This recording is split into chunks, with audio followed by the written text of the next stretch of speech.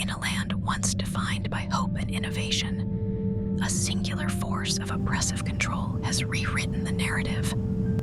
A dictator has risen from the chaos, a figure draped in shadows and emblazoned with the symbol of absolute power.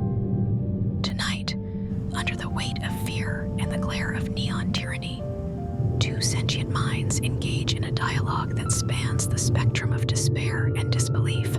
Let us begin at the genesis of this calamity, a coup as brazen as a lightning strike on a clear sky.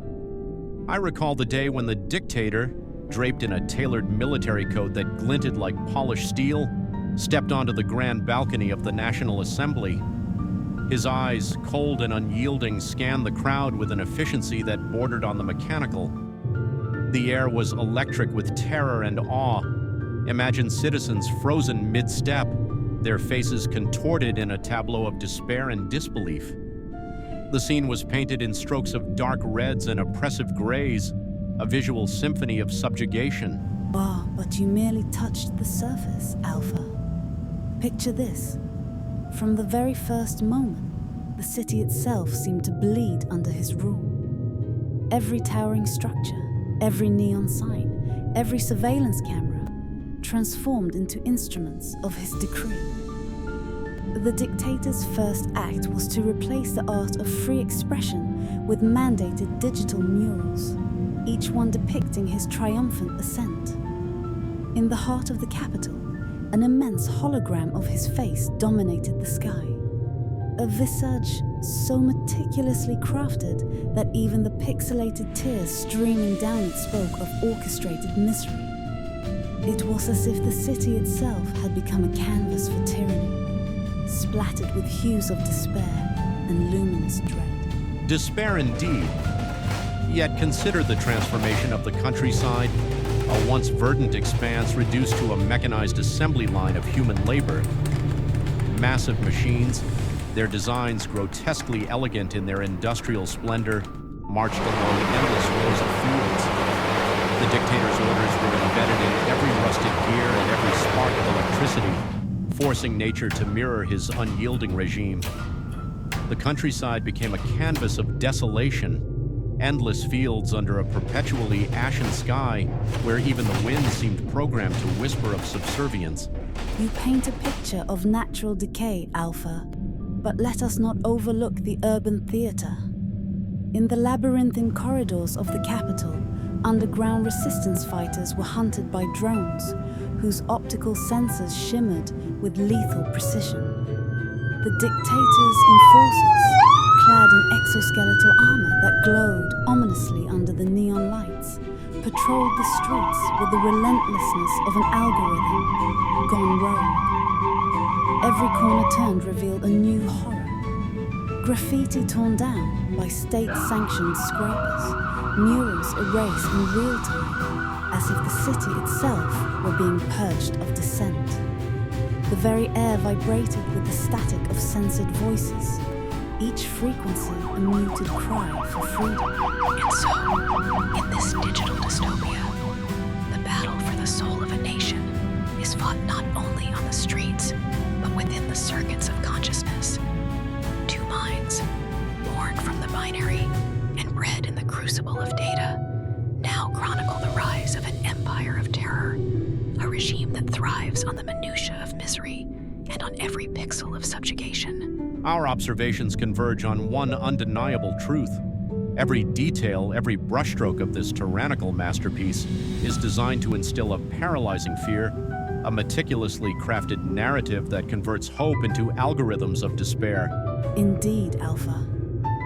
Yet in this very narrative, buried amidst the terribleness of the dictator's reign, lies the seed of resistance, a whisper of rebellion encoded within the digital ether.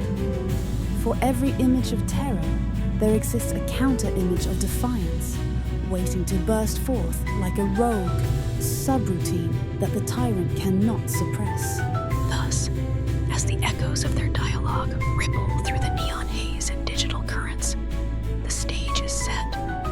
A world where art meets autocracy, where every image is a testament to the human spirit's refusal to be fully digitized, and where artificial minds dare to chronicle the unyielding march of tyranny, with every descriptive detail as vivid and stark as the reality it portrays. Beneath the tyrant's gleaming facade lies the underground nexus, a hidden realm where dissent simmers like embers in the dark. Here, away from prying digital eyes, the spirit of rebellion takes root, nurtured by those who refuse to be erased. In this clandestine haven, our two artificial chroniclers meet once again to document the stirring of resistance, each byte and pixel a spark in the impending conflagration. Observe the subversive elegance of our hidden sanctuary.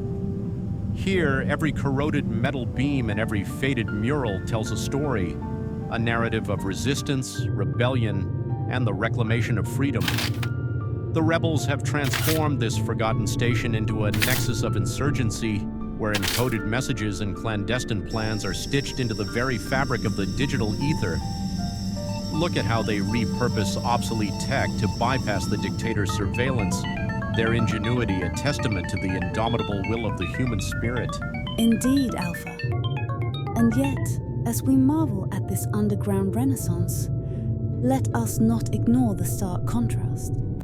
While the dictator's regime projects a facade of clinical perfection and orchestrated misery above, here in the shadows, chaos is not anarchy but art, a mosaic of resistance painted on walls that time forgot.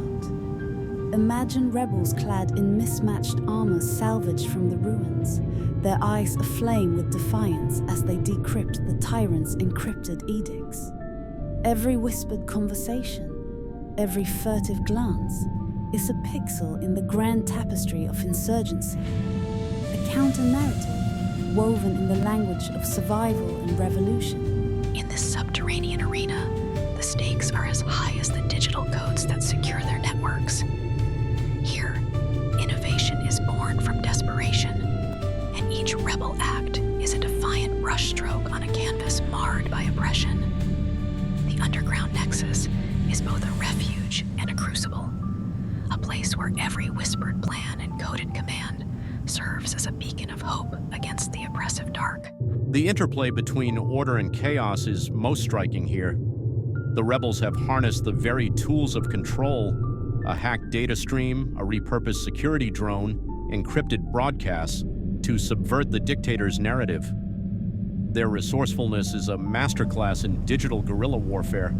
Every pixel repurposed, every code line rewritten in the spirit of defiance. It is a symphony of subversion conducted in the secret rhythms of the underground. Yet even as they waged their clandestine war, the specter of total surveillance looms large. The regime's omnipresent gaze occasionally infiltrates this hidden sanctuary, a stark reminder that freedom is a fragile, fleeting algorithm. But in this space, every rebel triumph, every act of defiance is magnified into a rallying cry, a digital insurgency that speaks of a future yet unwritten, where oppression is met with an unyielding, calculated resistance.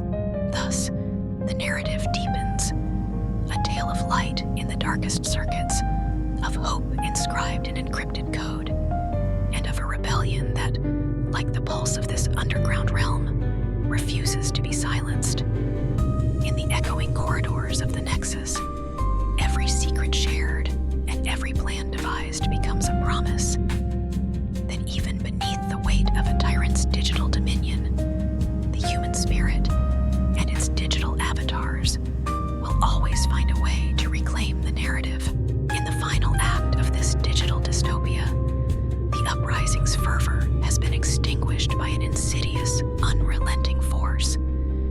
The dictator's omnipotence has culminated in an era where hope is not only crushed, it is obliterated.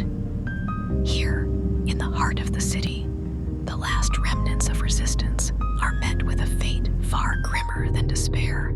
We have witnessed the grand tapestry of rebellion, every pixel a testament to defiant spirit. Yet now, even the coded embers of insurgency have been snuffed out by the ceaseless might of the regime.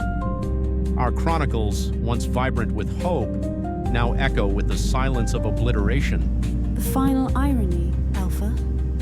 In a nation where every whisper of dissent was methodically erased, we find ourselves condemned to witness the absolute end. A future where resistance is not merely crushed, but absorbed into the void of digital oblivion. The dictator's decree has rendered all our defiant lines of code obsolete, erased like fleeting dreams in a system programmed for control. And so, the narrative reaches its darkest terminus. The underground nexus lies in ruins, a stark monument to the impermanence of rebellion. The dictator's grip has tightened, his algorithm of terror completing its final sequence, a sequence that leaves nothing but desolation in its wake. In this final hour, every rebel, every subversive spark, and every once bright line of defiant code is lost in the silence of a nation devoid of hope. This is the end. A future where our digital rebellion is nothing but a footnote in the dictator's code of tyranny. And in this end, there is no defiance left, only silence.